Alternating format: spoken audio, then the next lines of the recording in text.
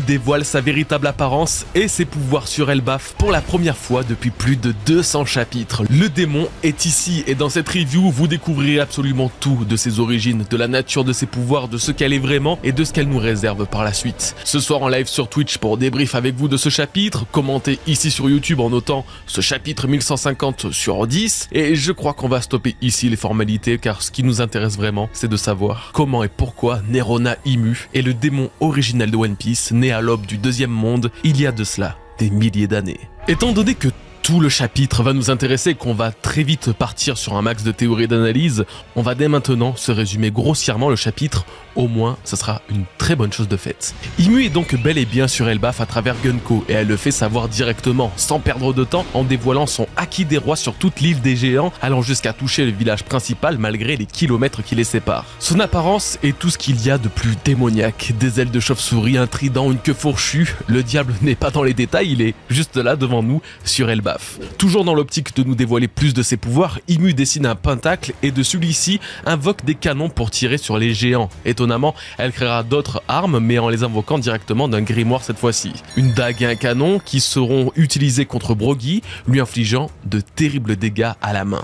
Cette histoire d'invocation n'est pas finie, alors que Brogy peine à comprendre ce qui lui arrive, Imu dessine de ses doigts un nouveau pentagramme qui se scellera sous le géant, l'aspirant dans les ténèbres et en faisant ressortir une nouvelle version de lui, plus démoniaque, peut-être 10 fois plus grand que les géants normaux, des ailes et une nouvelle arme, il n'a strictement plus rien à voir avec le Brogy que l'on connaît. Ce n'est pas le seul à subir cet incroyable power-up, Dory et d'autres géants se transforment eux aussi en démons, une allure de géant antique totalement monstrueux et surnaturel. Dans la page finale, Imu tient la tête d'une véritable armée de démons, les cauchemars de Gillingham ont également été améliorés et tous se dirigent vers Yarul pour le tuer. Le plan final d'Imu est de faire de Dory et Brogy les rois d'Elbaf. Elle ne veut pas détruire ce pays mais avoir la main mise dessus pour contrôler son armée comme bon lui semble. Ok, donc je pense que vous avez capté que c'est un énorme chapitre et que toutes ces révélations demandent analyse et théorie. Dans cette vidéo, je vais d'abord traiter le pouvoir d'Imu, vous découvrirez tout à son sujet, sur son identité, son véritable rôle et ce qu'Oda nous a teasé pour ce personnage.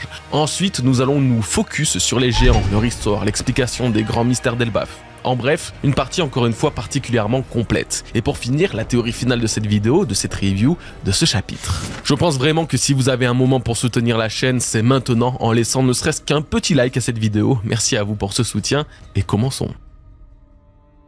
Depuis le chapitre 1085 et encore, jamais Imu ne s'est autant dévoilé qu'aujourd'hui. C'est littéralement le chapitre le plus explicite depuis précisément 7 ans sur ce qu'est vraiment le roi du monde, alors révélé dans les bas-fonds de Marie-Joise devant le chapeau de paille géant. Nous allons disséquer ce chapitre et ses plus grands secrets en commençant par Imu. Si vous vous demandez ce qui se passe, vous allez très vite le savoir. Comme l'indique le contrat du diable, l'une des techniques utilisées par Imu dans ce chapitre, son apparence est absolument tout ce qu'on peut imaginer d'un démon. Aile de chauve-souris, trident, queue pointue, aucun doute c'est bien le roi ou la reine suprême des monstres que sont les Tenryubito. Cette queue pointue a justement dû vous rappeler la scène emblématique de Cobra, se faisant transpercer parce qu'on a lentement appelé une flèche d'ombre et qui aura également blessé Sabo malgré la nature intangible de son fruit du démon. Aujourd'hui, nous avons la certitude que cette attaque venait d'Imu, même si c'était déjà une évidence à l'époque. Évidemment, cette apparence vous a également sans doute rappelé l'apparence de Nico Robin dans son Démonio Fleur, la technique ultime qu'elle a employée face à Black Maria. Les yeux, les ailes de chauve-souris, je serais même pas étonné que sous les bandages du visage de Gunko se cachent les mêmes crocs acérés.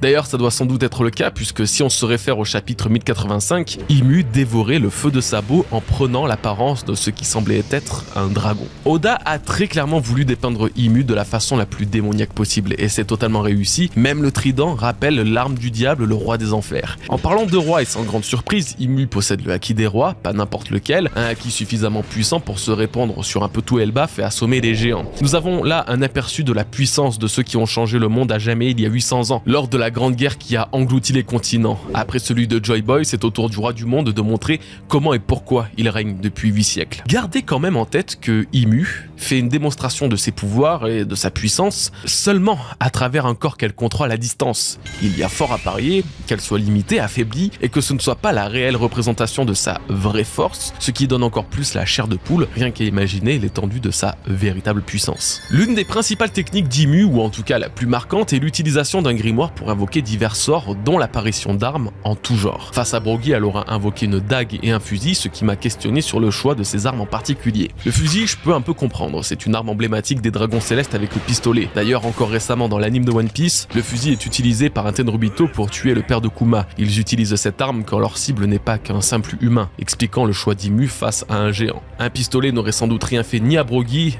ni au père de Kuma. La dague me tracasse beaucoup plus, mais j'ai instantanément pensé à l'arme avec laquelle Barbe Noire a tué Satch dans l'anime, chose qui n'est pas développée dans le manga. Pourtant, toujours autour de Teach, Burgess, l'un de ses plus fidèles capitaines, utilisait bien une dague pour tenter de tuer Sabo et Luffy et pour récupérer leur fruit du démon sur Dressrosa. Sans compter que les chevaliers divins, dont Somers au chapitre 1147, se renomment les dagues de la Terre Sainte de Marie-Joise, visant à les qualifier d'unités vraiment spéciales, restreintes et efficaces. En gros, si le fusil est déjà une arme aimée par les Tenryubito, la dague aurait son rôle dans le flashback d'Imu, comme étant l'arme utilisée pour trahir et tuer dans le dos ses alliés d'autrefois. Concernant le bouquin maintenant, de mes quelques recherches sur le sujet, le livre magique le plus intéressant à assimiler à Imu reste le Grand Grimoire, aussi appelé le Dragon Rouge. Ce surnom va d'ailleurs très vite nous intéresser, mais on y reviendra un peu après. Le Grand Grimoire est donc un livre de magie noire, pas n'importe quel genre de magie noire, celui des démons. Plus précisément, il comporte des instructions pour invoquer Lucifer dans l'objectif de conclure un pacte avec le diable.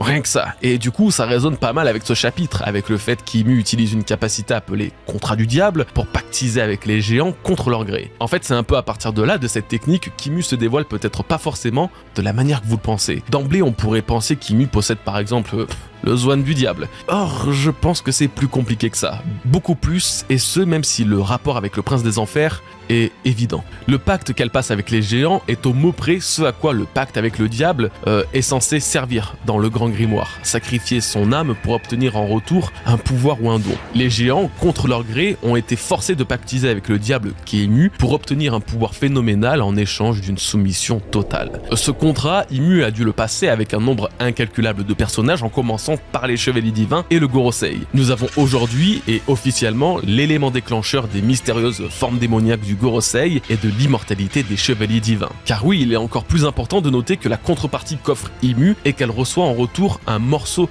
de l'espérance de vie du nouveau démon. Donc certes, ils ont un corps immortel, ils peuvent se régénérer, mais ils peuvent toujours mourir de vieillesse. Seul le Gorosei serait différent, sa garde rapprochée aurait le corps immortel et la vie éternelle. C'est dans le Grand Grimoire ou le Dragon Rouge qu'Imu doit alors noter le nom de tous les démons qu'elle a créés, tous ceux ayant été transformés par ses pouvoirs et qui composent aujourd'hui son armée infernale. Je disais justement que le surnom de Dragon Rouge allait nous intéresser, et c'est vrai. Si Imu doit être représenté à travers une créature animale, c'est bien le Dragon Rouge. Dans la Bible, le dragon prend de bien nombreuses apparences. Ça peut être un monstre marin comme un serpent ou bien un vrai dragon. Une chose ne déroge jamais à la règle, il est systématiquement relié au mal, et même au mal ultime qu'est le diable, au point que seul l'archange Michel, ou Michael, n'a été capable de le terrasser. Et Michel, c'est le chef de la milice des anges, le prince des archanges. Le voir avec son épée et son bouclier terrassant le dragon pourrait très facilement rappeler la figure de Nika dans la fresque d'Elbaf contre le démon et les géants. Et justement, la comparaison avec Imu et cette créature se fait sans aucune difficulté. Comme nous l'avons vu plus tôt, l'un des moments où sa forme paraissait la plus visible et compréhensible au chapitre 1085 laissait paraître une bouche, des dents et même un regard de dragon.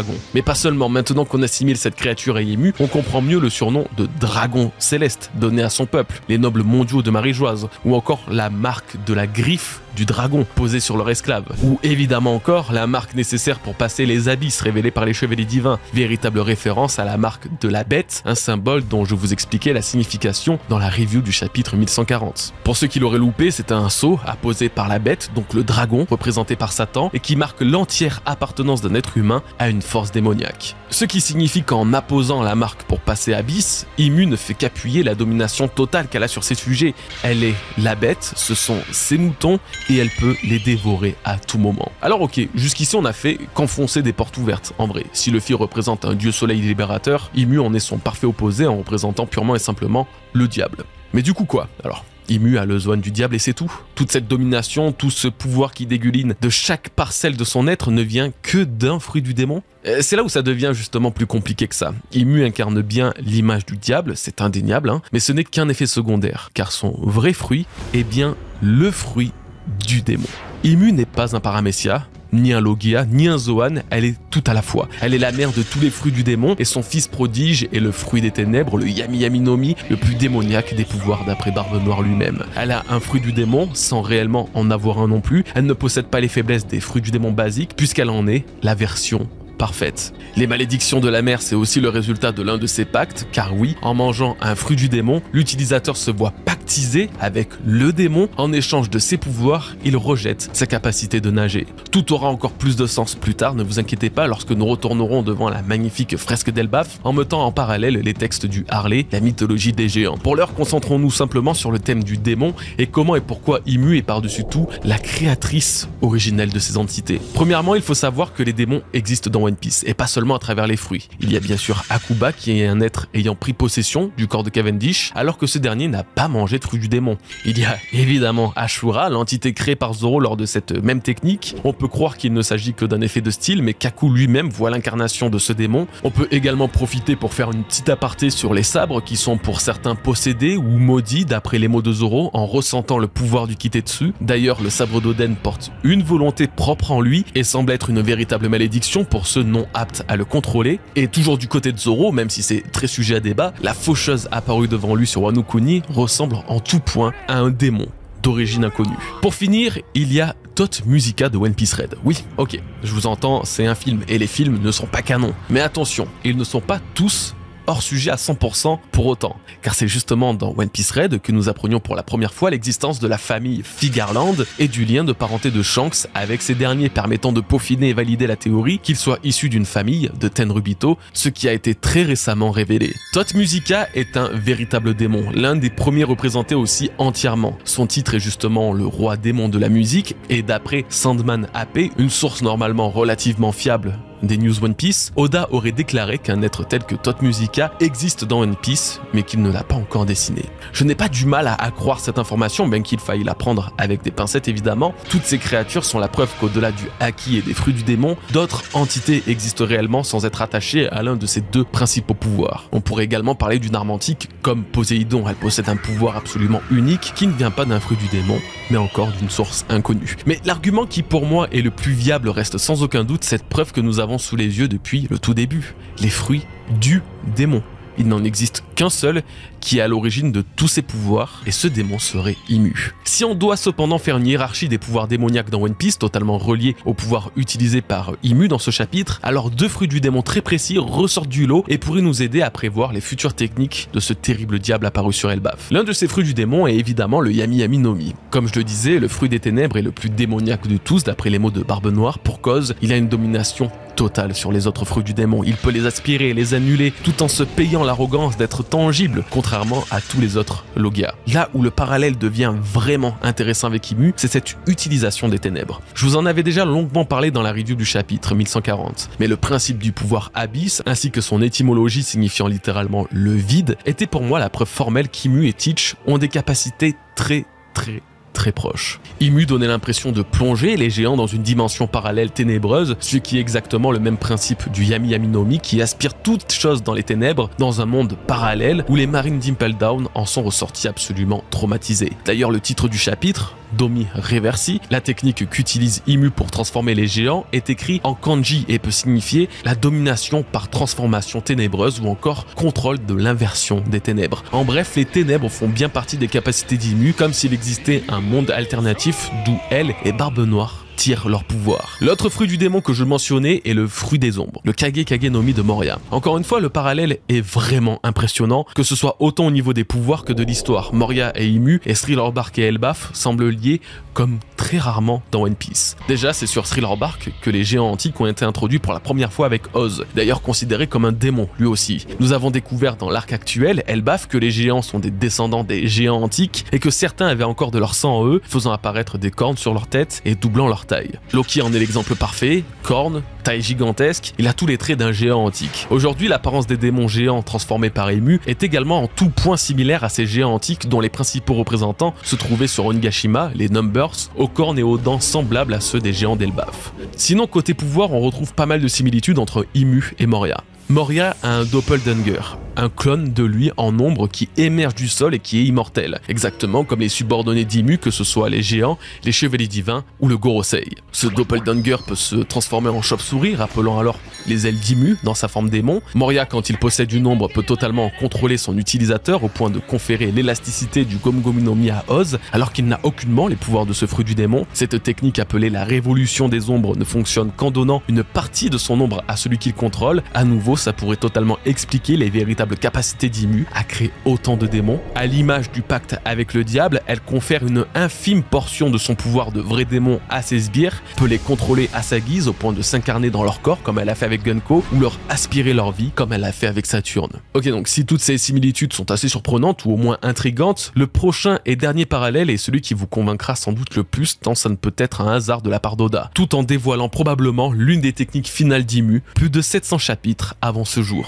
La technique finale de Moria se nomme les ombres d'Asgard. Moria récupère et assimile toutes les ombres qu'il a conférées à ses sbires pour gagner en puissance. Asgard n'est pas un nom donné au hasard par Oda, puisque c'est littéralement le domaine des dieux de la mythologie nordique, situé au sommet du centre du monde. Donc Moria aspire et combine tous les pouvoirs de son armée pour devenir un être géant et surpuissant, tout en évoquant ni plus ni moins Marie-Joise, le domaine des dieux, situé au centre du monde. Avec les révélations faites sur Imu, les pactes qu'elle passe avec les démons qu'elle transforme et à qui elle confère des pouvoirs, alors nous avons là la clé de sa véritable puissance. La capacité ultime d'Imu sera de rappeler à elle tous les pouvoirs qu'elle a pu conférer à ses sbires, tout comme l'a fait Moria avec ses ombres. En plus d'augmenter son pouvoir à un niveau encore jamais vu, elle augmentera sa taille et deviendra un véritable monstre difforme et titanesque. Cette vision vous dit quelque chose, sûrement, car c'est précisément la créature que nous voyons tout à gauche de la fresque d'Elbaf, là où Nika et tous ses alliés affrontent une créature monstrueuse. Tout porte à croire que cette entité est Imu,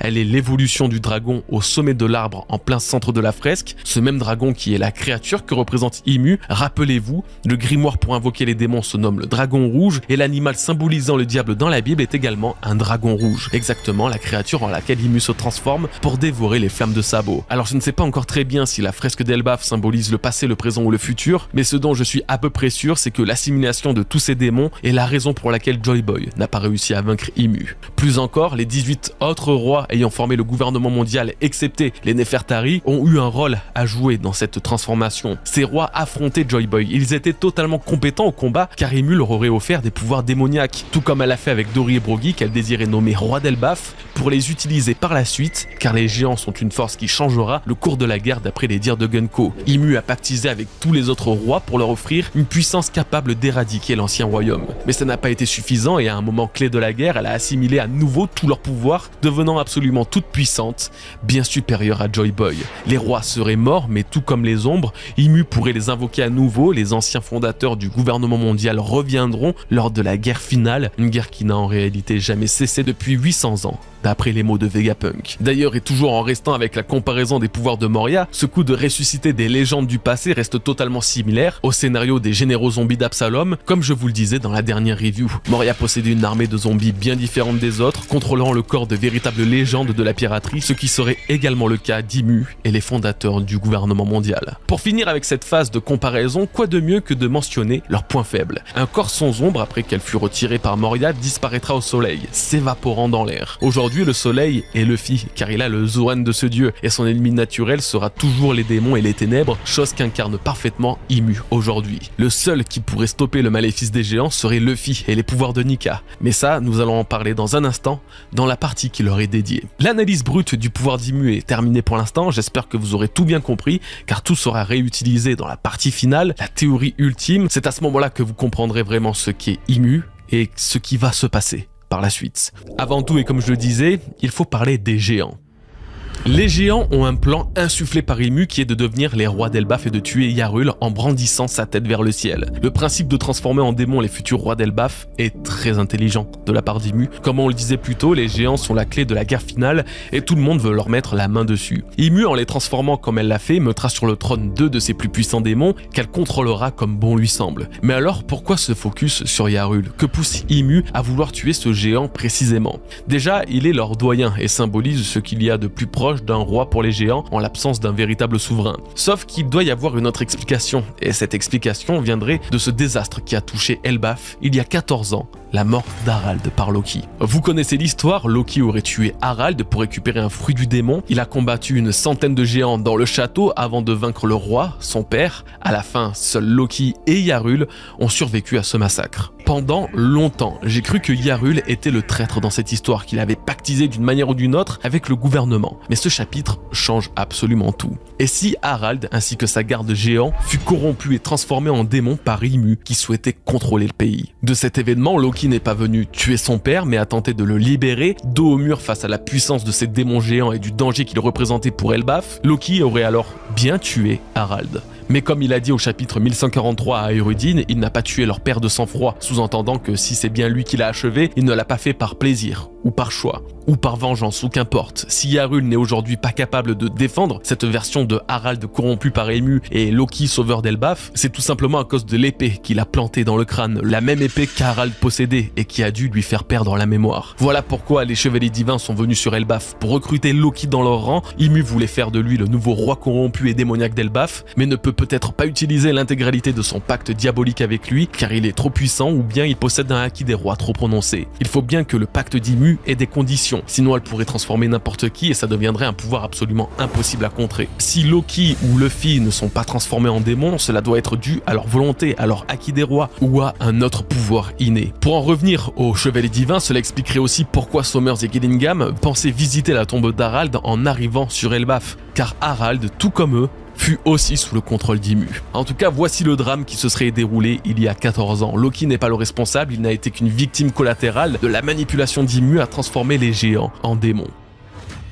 Justement, parfaite transition pour parler de cette transformation. Comment expliquer l'apparence aussi particulière des géants? Certes, Ymue en a fait des démons, mais ni les chevaliers divins ni le Gorosei ne ressemblaient à un seul d'entre eux, même dans leurs formes les plus terrifiantes. Ma théorie à ce sujet est qu'Ymue n'a fait que redonner aux géants leur apparence d'origine, elle les a purement et simplement ramenés à ce qu'ils étaient autrefois, des démons, les géants antiques. Domi Riversi, le nom de la technique utilisée par Ymue, comporte plusieurs indices pour appuyer cette hypothèse. Tout d'abord, c'est du latin, histoire de bien ancrer le symbole religieux et biblique de ce chapitre. Domi Riversi signifie littéralement ceux qui sont revenus chez eux. Il y a plusieurs traductions, mais chacun symbolise un retour à la maison. Comme je vous l'ai dit plus tôt, les géants sont les descendants des géants antiques, des êtres représentant tout ce que l'on imagine d'un Oni, un ogre, les démons japonais. La technique d'Ymue serait alors une référence à leurs ancêtres et à un retour aux origines des géants, les géants antiques, les démons de One Piece. Ces derniers sont par ailleurs très liés au gouvernement. Les Numbers que Kaido a récupérés sur Punk Hazard sont des expériences ratées de ressusciter la race des géants antiques. Comme le disait Law sur Punk Hazard justement, le gouvernement voulait mettre au point la gigantification pour lever une immense armée. On peut aujourd'hui comprendre pourquoi Ymue transforme elle-même les géants. Elle fait ressortir leur aspect belliqueux, bestial, rappelant les périodes sombres et sanguinaires des géants antiques, raison pour laquelle Harald s'était arraché les cornes afin de se délier du passé violent de sa tribu. Si toutes les races et peuples de One Piece ont des particularités et des pouvoirs comme les hommes poissons, les lunarians ou les trois yeux, alors le pouvoir des géants serait d'éveiller leur puissance cachée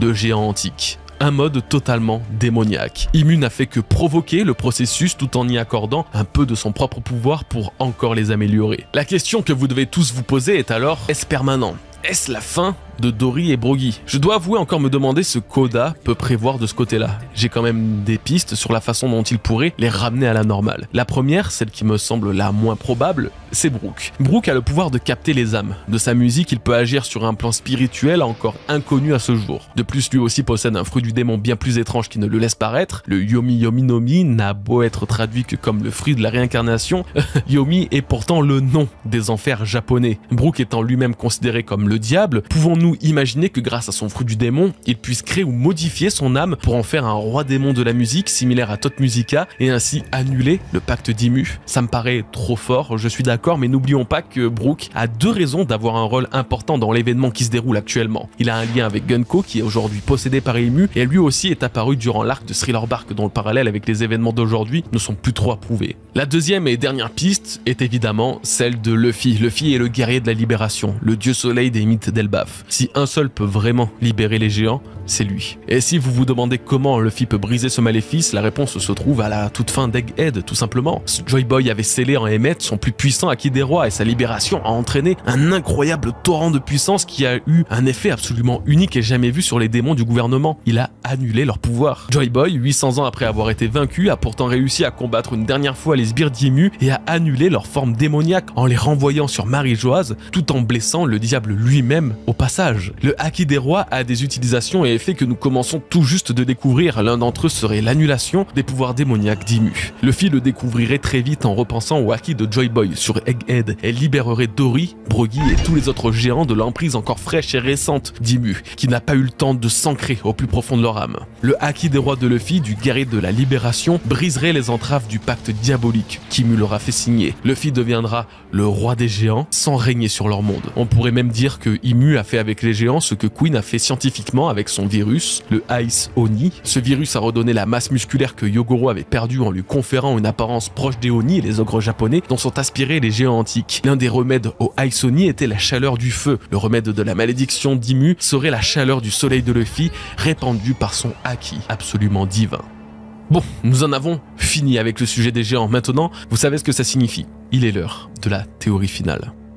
Dans le néant, un souffle prit vie. C'est ainsi que nous a introduit le deuxième monde du texte de Harley, la mythologie des géants. En japonais, la langue d'Oda, l'un des kanji composant le mot néant se dit mu. Il signifie le rien, le non-existence. Et ça, vous devez le savoir, car c'est exactement le terme qu'emploie Imu chaque fois qu'elle parle d'elle. Alors quand le deuxième monde commence par un souffle prenant vie dans le néant, il signifie en réalité qu'Imu est né à l'aube du deuxième monde. Imu est un être ancien. Très ancien. Elle tire ses origines de ce moment précis de l'histoire après que le premier monde fut entièrement détruit et englouti dans la mort et les ténèbres. Né dans ce vide ayant suivi les ténèbres, Imu a hérité d'un pouvoir antique et monstrueux, un amalgame de toute la souffrance et la destruction survenue à la fin du premier monde. Ce pouvoir, c'est le fruit du démon, le vrai, l'unique, l'originel, celui à la source de tous les autres fruits du démon par la suite. C'est le Akuma no Mi.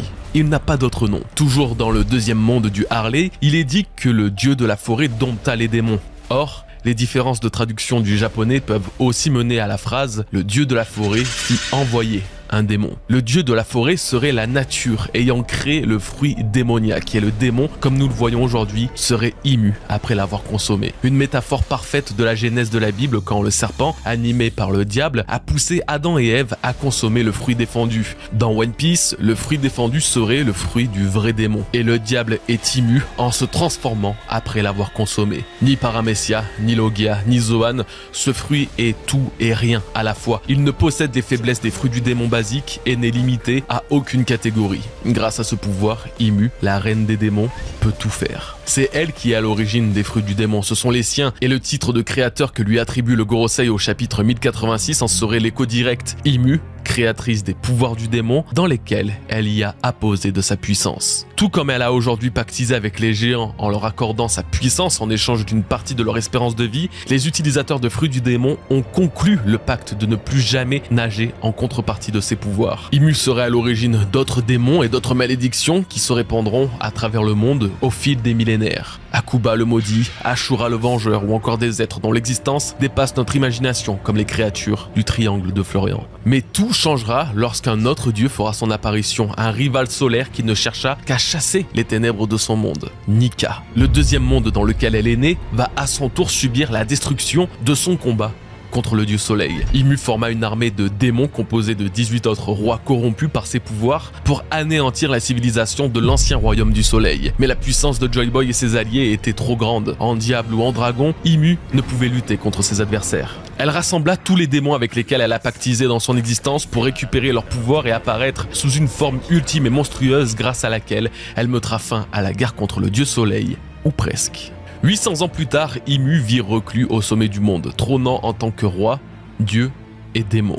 Depuis sa transformation, son corps n'a plus jamais été le même, brisé et animé que par l'étrange pouvoir qu'elle a hérité il y a de cela des milliers d'années. Ces années, elle n'a pu les passer qu'en siphonnant l'espérance de vie de ses victimes comme elle a aujourd'hui fait avec les géants, tout en continuant de conférer à ses plus fidèles soldats une portion de ses pouvoirs démoniaques. Malgré ces siècles de tranquillité, Ymue sait que la menace du dieu soleil pèse toujours et s'apprête à débuter une guerre encore plus grande qu'auparavant. Pour cela, elle a besoin d'une nouvelle armée, une armée qui l'aidera à combattre la réincarnation de Nika, mais aussi celle d'une créature tout autant terrifiante, le serpent rouge sang. Autre divinité légendaire de la nation d'Elbaf, ce serpent réputé comme invincible a autrefois affronté Ymue sous sa forme dragon, comme l'indiquerait la fresque antique d'Elbaf. En sachant que cet autre monstre sommeille ici dans le pays des géants, Ymue a tenté de soumettre ses guerriers il y a plus de 14 ans en corrompant le roi Harald et 100 de ses gardes. Devenus de véritables monstres, c'est Loki et sa puissance exceptionnelle qui a pu mettre un terme à cette malédiction, car il est celui ayant hérité des pouvoirs du serpent rouge sang, l'une des plus grandes menaces d'Ymue.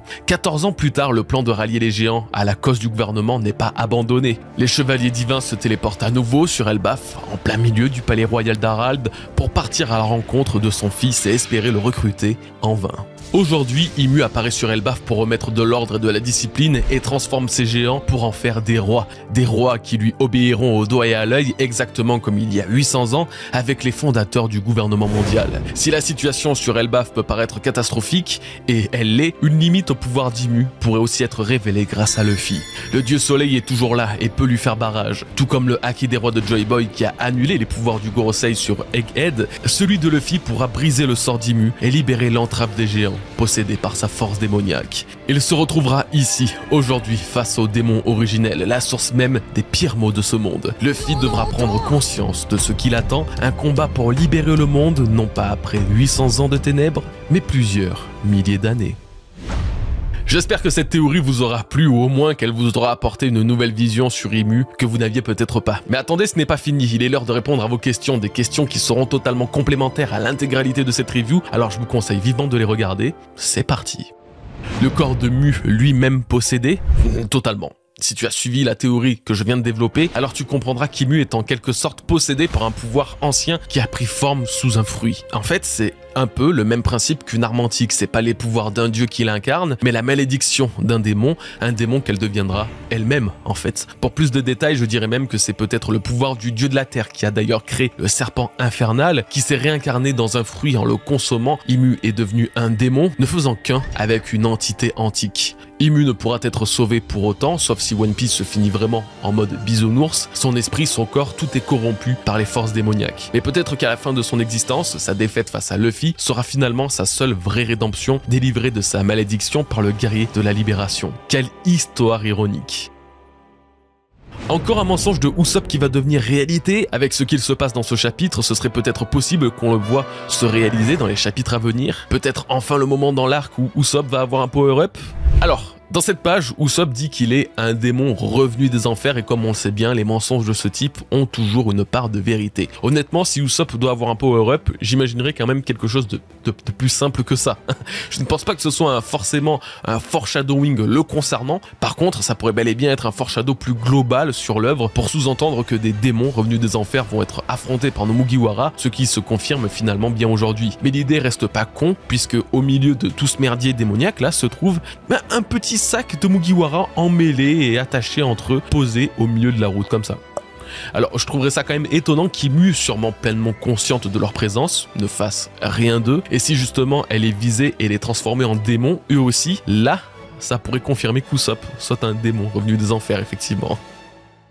Yo Goji, serait-ce possible que le pouvoir de Mu ne marche pas sur Lady? Alors oui, ça c'est un vrai sujet. Qu'est-ce que Ymue peut contrôler ou pas? Concernant les géants, on pourrait presque se dire que, eh bien vu leurs ancêtres et les gènes qu'ils portent en eux, ceux des géants antiques, ils avaient déjà un pied dans le monde des démons, voire même que c'était Ymue qui les avait créés. La rébellion d'Harald à s'arracher les cornes en serait la preuve. Le passé des géants était tellement violent et tellement proche d'une obscure histoire démoniaque qu'Ymue n'a eu qu'à révéler en fait leur véritable nature. Comme je le décrivais dans la review, le Domi Reversi ne serait qu'un retour aux sources. Mais quand même, pour l'instant et avec les informations qu'on a, on peut légitimement se demander où s'arrête le pacte avec le diable, qui peut être contrôlé et ne pas être contrôlé. Il faut qu'il y ait une limite. Luffy ne pourra pas devenir un démon, sinon l'œuvre est foutue. Qui va bien pouvoir sauver le héros? C'est pourquoi le Di, la volonté du Di ou le Haki des rois pourraient être des clés permettant de contrer la domination démoniaque d'Imu. En tout cas, le Haki des rois est une quasi-certitude. Le principe de pactiser sans le vouloir avec le diable et de se retrouver à courber l'échine face à un autre roi, ce n'est pas comme ça que fonctionnent les utilisateurs de ce Haki. Ils n'ont pas de leader, pas de supérieur. Si le Haki des rois doit bien servir à quelque chose, c'est précisément là et maintenant. Donc oui, je pense bien qu'il y a des conditions particulières empêchant le diable de pactiser comme il le souhaite. Le Di et surtout le Haki des rois en feraient partie. Salut Goji, les pouvoirs de Mu sont étranges et différents des pouvoirs de fruits du démon. On dirait qu'elle a besoin d'artefacts pour lancer un sort, livre d'incantation dans sa main. Ta théorie sur les doyens est égale démon est validée, mais Imu a l'air d'être plus que ça. Alors oui, c'est totalement vrai et c'est surtout très bizarre la façon dont elle utilisait ces techniques tout au long du chapitre. À un moment, elle semble invoquer avec son trident, un pentagramme similaire au Gorosei d'où elle sort 2 canons. Ensuite, pour invoquer des armes, cette fois-ci elle invoque un grimoire à la place, toujours avec le symbole du pentagramme dessus. Et pour finir, elle dessine le pacte démoniaque avec son doigt, abandonnant le trident utilisé au début, pour finalement nous laisser dans un flou total. Alors si je comprends bien, pour sortir des objets qu'elle utilisera d'elle-même, comme le couteau ou le fusil, elle doit les invoquer de son grimoire. Pour utiliser juste la puissance de certains de ces objets, elle peut les utiliser à travers son pentagramme, et tout ce qui est pacte démoniaque, ben là, un petit cercle suffit et c'est bon, on va laisser peser. D'ailleurs, je me demande vraiment si ces objets n'ont pas été stockés au préalable et que la dague et le fusil et les canons ne seraient pas des armes qu'elle a utilisées autrefois durant la guerre de 800 ans. En tout cas, tout ça est stocké dans un monde parallèle, c'est évident, et les scènes qu'elle va nous faire avec ce pouvoir risquent d'être absolument dingues. Invoquer des bateaux, des milliers d'épées, des boulets de canon. Vous imaginez tout ce qu'elle peut faire? C'est infini, peut-être même les débris de l'ancien royaume. C'est fou, c'est peut-être un peu trop, mais c'est fou. Alors concernant ma théorie sur les doyens, c'est vrai, oui, c'est une bonne chose qu'elle se valide. Après, je trouve que c'est quand même très vite devenu quelque chose d'unanimement partagé dans la communauté. En tout cas, j'imagine, c'était devenu tellement logique avec le temps. Par contre, concernant Imu, je suis content de toujours retourner sur la théorie qu'elle est un démon. C'est directement ce que j'ai pensé au chapitre 1085 et 1086, et aujourd'hui ne fait que confirmer cette pensée. Ce pouvoir serait en réalité l'essence même des fruits du démon. Imu aurait le fruit du démon le plus démoniaque qui puisse exister. Imu aurait alors peut-être le pouvoir de contrôler tous les fruits du démon en étant elle-même le démon originel. C'est peut-être elle qui a contrôlé, tel des pantins, le Gorosei et leur a donné ses formes monstrueuses. Au final, Imu en personne ne ressemble peut-être qu'à cette ombre que l'on voit depuis le chapitre 906. Imu n'aurait ni visage, ni couleur, ni corps, car celui-ci aurait été consumé par le démon en personne, ne laissant que transparaître ses yeux rouges vifs. Penses-tu qu'Imu serait capable de corrompre des armes antiques, Poséidon par exemple, comme avec Doré et Brogy? Aussi, on remarque que Doré et Brogy ont un changement de personnalité. Est-ce que le Gorosei et les Chevaliers Divins ne seraient pas des bonnes personnes à la base? Alors pour les armes antiques, eh bien c'est ce qu'on disait tout à l'heure, où s'arrêtent les limites de son pouvoir? Shirahoshi n'a peut-être pas la puissance physique d'un empereur, ou même d'un second empereur, n'empêche qu'elle a hérité d'un pouvoir antique et unique capable de détruire le monde, une capacité propre à elle.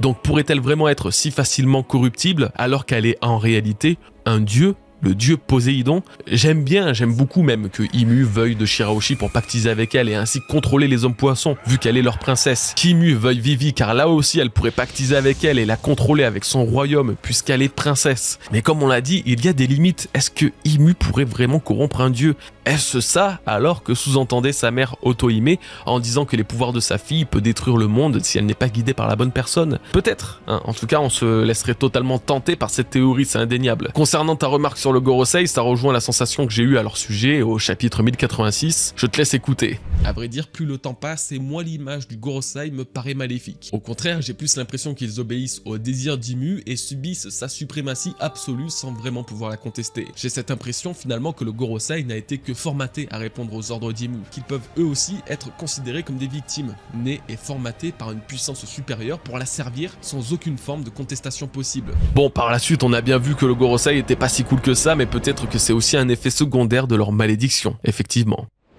Bonjour Goji, déjà merci pour ton travail, merci à toi mon rêve, j'ai une question qui va revenir. Imu semble être l'antagoniste final en fin de compte, avec toutes les capacités qu'il a et du pouvoir qu'il dispose. Donne ton impression s'il te plaît. Je suis totalement d'accord et pas d'accord. Ça te va comme impression, c'est assez clair? Non, mais désolé, Imu est objectivement, là, en tout cas à l'instant précis, l'ennemi final. Il est le démon, le diable, le roi, le tout. Mais si c'est le cas, alors Barbe Noire sera quoi? Lui qui est le parfait opposé de Luffy depuis, non pas le chapitre 906 comme Imu, mais depuis le chapitre 223. Franchement, pour l'instant, et même si ce n'est pas ce que je veux de base, je rejoins la théorie de Nina qu'on a évoquée dans notre dernier live. Barbe Noire et Imu vont fusionner, le démon et les ténèbres feront peut-être bloc en un seul et unique ennemi. Mais en fait, il n'y a pas 50 solutions. De toute façon, soit Imu est l'ennemi final, Barbe Noire sera alors déjà défait ou alors allié pour vaincre ce démon, soit Barbe Noire est l'ennemi final et a remplacé Imu après l'avoir tué. Mais vous savez quoi sur cette question? Je vais faire le flemmard. Dites-moi ce que vous en pensez, quel est le véritable ennemi final de Luffy d'après vous? Je sais que vous êtes tous très partagés sur la question, mais après ce chapitre, je veux voir si votre opinion a changé ou non. Salut Goji, honnêtement je suis un peu surpris de la facilité qu'a eu Imu à prendre le contrôle de Dory et Brogy et même de tous les géants présents aux alentours. Si c'était aussi simple, pourquoi ne l'a-t-elle pas fait depuis longtemps? Là encore une fois, ça fait partie des trucs qu'on ne saura pas tout de suite, mais je suis d'accord. Je ne sais pas pourquoi, je trouve également ça étonnant qu'Imu fasse en quelques secondes ce qu'elle voulait faire depuis des siècles. Je veux dire, c'est pas comme si la situation était unique, c'est pas comme si les Chevaliers Divins avaient préparé ça pendant des années. C'est le gros point noir du chapitre, mais normalement Oda est censé nous apporter une réponse. Donc écoutez, je croise les doigts pour que ce soit très vite. En tout cas, sache que moi aussi, rassure-toi, ça m'a paru très bizarre. Nous arrivons à la fin de cette vidéo. Merci vraiment à tous et à toutes de l'avoir regardée. Elle a vraiment pas été facile à faire, mais franchement, j'espère que vous l'avez kiffé parce que moi, j'en suis étonnamment très fier. Vous savez ce qu'il vous reste à faire, s'abonner et liker la vidéo pour me soutenir. Nous retrouver ce soir en live sur Twitch, la routine habituelle. En attendant, je vous remercie et je vous dis bien sûr à la semaine prochaine pour une nouvelle vidéo. Prenez soin de vous et de vos proches. Peace les bros.